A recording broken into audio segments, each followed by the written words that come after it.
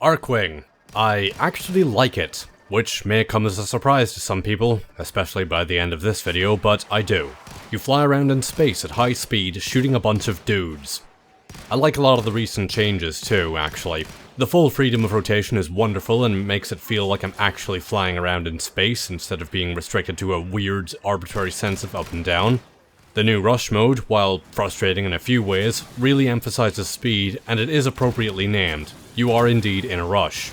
You don't have much time to screw around, and you do need to afterburn your way through at least some parts to make sure you make it in time to destroy all your targets. The cryomine stagger is extremely annoying and arbitrary, but other than that, it's a cool idea. The new courier mission is also a nice little experiment too, and reminds me of some older spaceflight games. Your target has a number of different discrete subsystems you need to destroy. Strictly speaking, its shield generators are the only mandatory targets, but knocking out its engines makes shooting those a lot easier, at the cost of it launching other fighters and some homing mines, so keeping a respectable distance is a good idea. You can also take out its turrets when its engines are out to take some pressure off you in the first phase of the mission, but leaving them alive makes the second phase of the mission a bit easier, as the turrets will start firing upon the enemies on their way to destroy it before you can get what you came for instead. I like that there is some variety to the Archwing weapons too. The guns at least. You have a few of the more boring rifle autocannon type affairs, but you also have some more interesting stuff as well. The Velocitus is a rail cannon that, while it does actually have a travel time, its projectiles are incredibly fast and hit like 1,000 trucks made of depleted uranium. The Fluctus fires out shorter range plasma arcs that travel through everything, letting them hit multiple targets. The Grattler is a quad barrel flak cannon that has somewhat limited range but can do a lot of damage over an area. And the new Cygnus is a pretty snappy burst fire cannon with a lot of status chance, high accuracy, and actually reasonably damaging per shot as well. For that matter, the statistical choices for the Archwing weapons sort of hint at how the power scales for Archwing are completely different than in standard gameplay. The weakest Archwing melee base damage is 285, and even then it's supported by pretty reasonable supplemental stats, with even the humble Veritux you start with having 300 damage. Most Archwing guns do over 150 damage per shot. The full autos are generally weaker, but still far above comparable fully automatic weapons while on foot, while the Grattler comes in at 175 base damage with good critical and status chances, and the Velocitus when fully charged has a base damage of 1,800, also with high critical and status numbers. Like I said, hits like 1,000 depleted uranium trucks. And continuing the theme, the toughest Archwings, namely the Elytron and the new Amisha, have multiple thousands of points for their health. Inaros didn't start that particular party. Even the Itzal, the squishiest Archwing by far, has health levels that all but the toughest of the Warframes would probably only dream of. So yeah, I feel like the game does a good job of communicating that Archwing combat is a completely different set of standards from what you are on foot. I like that. Even the mods work on a totally different set of standards too. It all works together. But Archwing also has problems, and I'll be discussing them here. Or perhaps simply complaining about them here. Because Archwing could truly be awesome, and I would like to see it be awesome. Big Chief Problem number 1. Disorientation. Free rotational movement is something I feel vastly improves how Archwing handles. A lot of players complain of motion sickness and disorientation, but consider this. In most games and day-to-day life, people only ever deal with forward, backward, left, and right. There is an up and down, but due to gravity your y-axis movement is limited, so people never really think about up and down. Which is why people frequently miss things in video games because they don't think to look upwards. This alone caused players to feel confused with Archwing on its release, as we now had full up and down freedom of movement even if our camera was locked to the same facing directions we were used to. Now we have full rotational and movement freedom in Archwing, so the fact that a lot of people are getting confused is of absolutely no surprise to me. I suppose I'm not so badly affected because I have played a fair bit of Ace Combat and also played a bit of Wing Commander Prophecy as a kid, but there we go. However, people are also used to looking at a map for guidance. This was a problem before, and now it's even worse because the map can actually be entirely misleading. Like, let's hop into a sabotage mission real quick. All fine since the corpus levels are pretty linear, but let's see what happens if, say, we turn ourselves upside down. Now the map's left and right directions are completely reversed from your own viewpoint. Actively detrimental. The Archwing also slowly self-rights itself after a while instead of being as a result of conscious player input, which also throws a lot of people off, and bothers me as well. People tend to not like it when their character does something they don't tell them to. Ideally, the map should be a 3D model representation of the level, but I understand that that is an awful lot of work, so the simpler solution is to just add some extra HUD elements, as if you were in the cockpit of an aircraft. Include some gauges that allow the player to judge their own facing relative to everything else, and from there they can potentially learn to shift how they read the map. This is far from ideal, of course. It still requires some reinterpretation on the part of the player, and having a heads-up display tell you which way up is makes no sense in space, because space doesn't have an up, but it would be something. One concave arrangement of numbers for pitch to let you judge which way your angle is in relation to the map's up and down, and perhaps another rotating gauge integrated into that fancy new crosshair to display the player's roll. Or maybe just rotate the initial pitch facing around. I mean, it'll be something, at least. Also, as I said, the self-writing should probably be tied to a button press instead. I recall a dev stream talked about using melee to activate that, but currently there's kinda nothing. I would prefer it to not be tied to the same button as melee, but I would like to see it put on some other button or key. This is something that MDR Laws and some other players are suggesting right now at any rate. Because the way it works right now is that if you're not moving around your mouse or being shot at, your camera will gradually rotate itself back to the reference position. But it stops immediately if you move the mouse at all, if you take a hit, or if you open fire. It leads to a very jerky and inconsistent experience that probably contributes a lot to the feelings of motion sickness alone.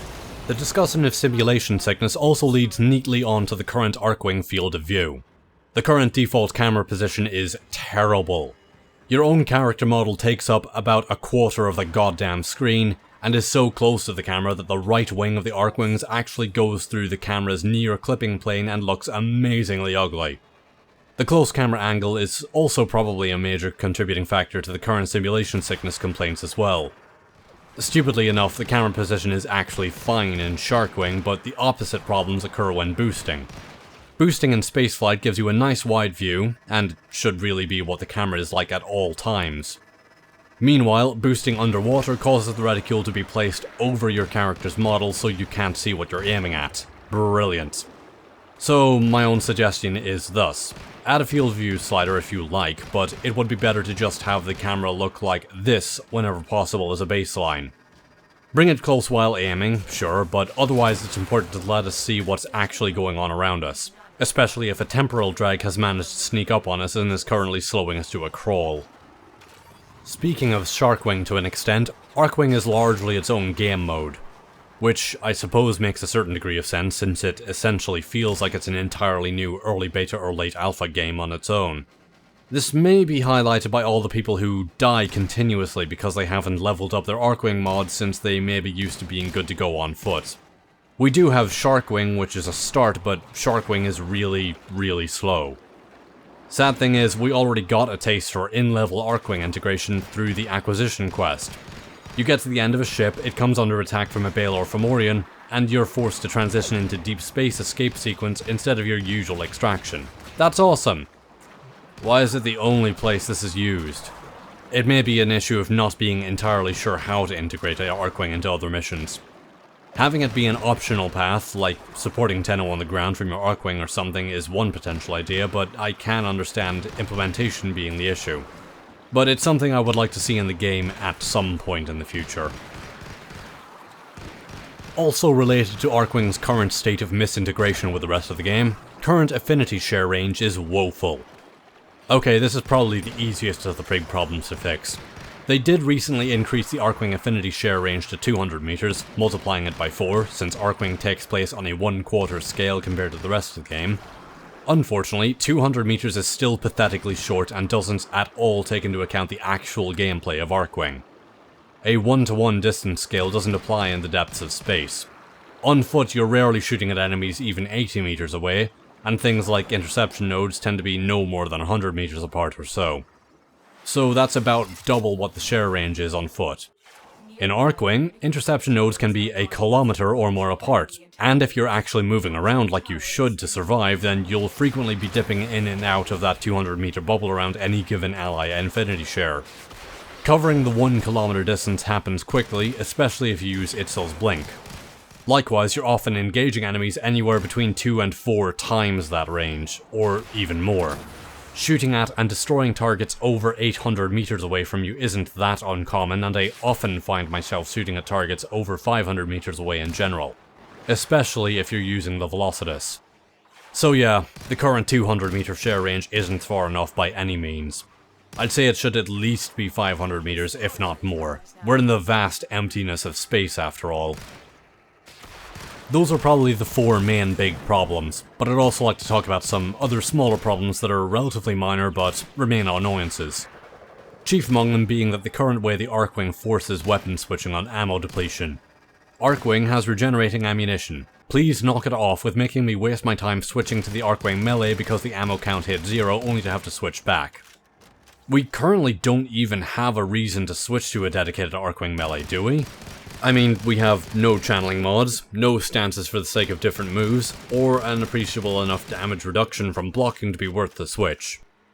Unless at least one of those things is addressed, we shouldn't even be able to equip melee specifically. And the switching out in Archwing just kinda gets in the way, really. Especially with weapons that have a small ammo pool like the Grappler or Cygnus. I swear it happens like constantly throughout the mission.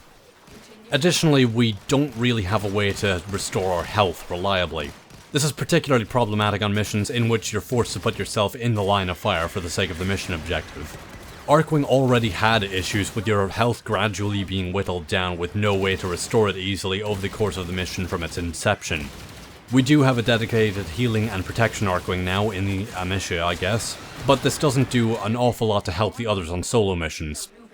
I was originally going to ask for a life strike equivalent, but I thought about it some more and figured that wouldn't make too much sense. So instead, I'd like to see that the Archwings sort of act on the idea that they are sort of this self-contained system and give us a 5th ability for everything to initiate a self-repair sequence. I'll just sort of loosely toss out a concept here. Use the same spot for the 5th ability that is currently used for our focus attacks. When activated, the Archwing cannot move and you cannot fire upon enemies, or maybe just disable ammo regeneration while active, and slowly drain stored energy to slowly restore health. It should be a slow process to avoid completely breaking things, but it would give some Archwings an opportunity to fix themselves up a bit while there's a lull in the action. Perhaps make it a toggled ability, but make it have something like a 30-second cooldown between it being turned off and being able to reactivate it to prevent players from just using it to cheese things. Perhaps incur an additional damage vulnerability while it's active to make sure players check around them or fly away to a safe spot first even. But deactivation should be immediate so a player can respond to a threat that engages them. The main penalty would be the 30-second or whatever cooldown. I mean, it's an idea, at least. Another minor issue is that there are some hitbox inconsistencies with the actual character models on a few Archwing enemies. Namely, the hitbox for a Shield Dargan's shield extends beyond what is apparent from the model and gets in the way of trying to sneak shots around its shield. And Draga's in the underwater Archwing missions seem to display some major hitbox issues in that there's a lot of the model that doesn't actually seem to register damage. So adjusting the collision detection in cases like this would be pretty nice. I would like to see a little bit of variety in how some Archwing melee handles as well. Archwing melee is kinda in a state of melee 1.0, before stances or whatever else. I'm not sure if stances would be at all feasible in Archwing, so I'm not really sure what could be done about this one, I'm afraid. Also the Corvus. It's a shotgun, in the vast emptiness of space. That particular concept was kinda dead on arrival, really. Okay, I've utilized too much negative energy already. I'm gonna go back to leveling my Archwing stuff, because like I said, I do in fact like Archwing. It's a fun thing to dip into, and I do hope to see it improved and polished as time goes on. Maybe my suggestions will be seen by someone who matters, and maybe they'll make it in some way, or help formulate an even better idea that I didn't come up with myself.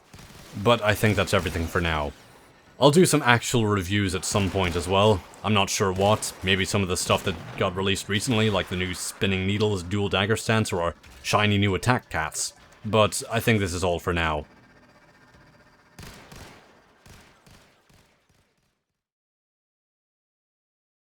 Thank you for following along with this sort of Archwing rant, suggestion, critique, analysis mess. All comments are appreciated, and I hope to see you around next time. For Warframe videos that are not a complete mess, then you may be interested in my videos on the Sylva and Aegis, or maybe check out my opinions on the Dual Toxicist, which are actually far better than a lot of people give them credit for. And as always, good luck, have fun, and take care.